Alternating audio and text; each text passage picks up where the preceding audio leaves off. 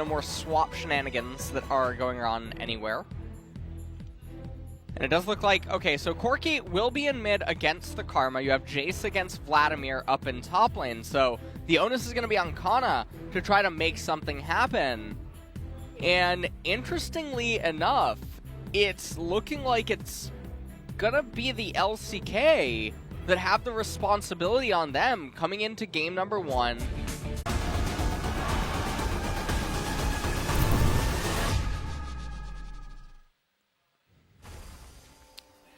And the third Drake is going to be the one that you know... hold on. They're collapsing on Tian. He's going to be forced to blow that ultimate. The casket's not good to knock him out. And the huge shield and heal is going to be enough to get him to safety. That looked like an unsealed spellblade field coming out from Doinby, full health, and now the return. But in goes Teddy and his support, able to pick up the first blood in the back line. But Doinby and the rest of FPX on the chase. Did they go too deep is the real question here. As Teddy is going to be locked down. Effort will go down here. Faker over the wall, trying to help him out, but there's that turret, and now the visual is going to come out. That's a lot of damage, but no lockdown. It looks like the mobility.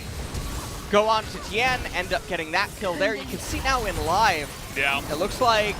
Fighting for the Cloud Drake, and it is going to go the way of Cuz this time around, but what will be the damage? FPX don't want to go down without a fight here. As Effort is insanely tanky, he doesn't seem to die, and now it's a 4-on-3 as FPX a little bit too desperate to pick up the kills. And it looks like T1 will be able to lock down 3 on the back of this. You can see Doinby desperately trying to pick up that kill onto Effort, but it's not going to happen. Now 3 in the game, but that was a very bizarre decision by FPX. After the dragon went down, okay, cut your losses. Oh, they really want to pick up this lockdown, or the shutdown rather, and they're going to hand it over to Aphelios. That was really tricky. We saw that Rift Herald actually wants to take down this mid-tier 1, but at the same time, FPX will be looking to trade the turret down on the bottom side. As a little bit of a skirmish here. Tian pretty angry after the way this early game has gone. FPL teams, they love to be proactive and look for plays. They're not going to sit back and make the same play. They want to get as much value as possible, and here we go. They get the turret, but having gone too deep as Chris is going to go down. The Kindred ultimate is too late. Side as, okay. It's going to be denied by the Valkyrie, and that's a lot of damage. J-Shock Blast whiffs. Yeah, it does, but they should be able to lock down this one. The smite is not going to come in just yet. Khan in the front, but now he is low. As T1, they don't necessarily have to fight this, and so they say 2.5 items. It's online by 23 minutes, but not quite 3. Hold on. Okay, they're not backing down. They say, T1, you dare fight us in the mid lane. We are going to chop you down like an old oak of a team that you are. As a lot of poke is coming out now in the mid lane, they clear the wave, and so it is going out by champions like a Corki. So you don't. Oh, okay. We're not poking. We're just going straight into the back line, and LWX just disappears as Tian is going to be late on the ultimate once again. The burst coming in now from the chase is going to be enough, and this is going to be an easy cleanup for T1. As Cuz though is going to have to use that heal to get out of dodge here. Khan running straight into it, and Faker coming back in with the teleport. Should be able to take out Khan here as he is under that turret, but he does not have the pool any longer. Faker, they're going a little bit too deep after getting the win on that. Right at the very end there.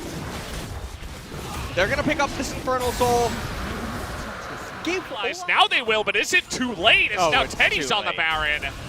Yeah. And it's too little, too late. Olaf. It's like, oh, what's going on? Basically, they need to avoid a team fight. Teddy's just, I mean, he's doing stuff up there. And a lot of backs on the side.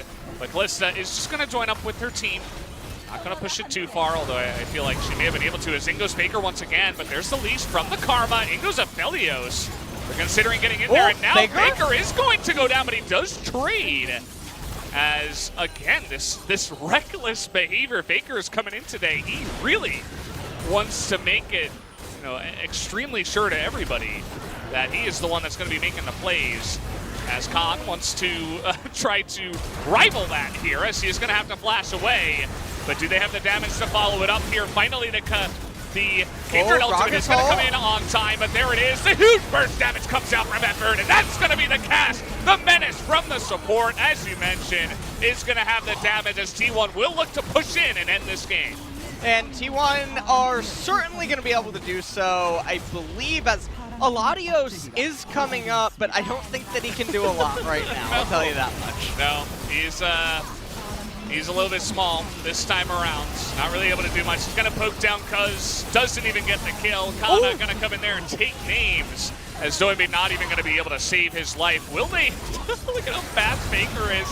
He's going to go in, pick up the kill, and Baker will get out alive. Gragas is going to give his life, and that's going to be the end of the game. GG, as T1 will pick up the first game here of the mid-season cup. As FPX did put on a pretty nice show, especially in the early game. I liked how proactive they were. But T1 is making it clear that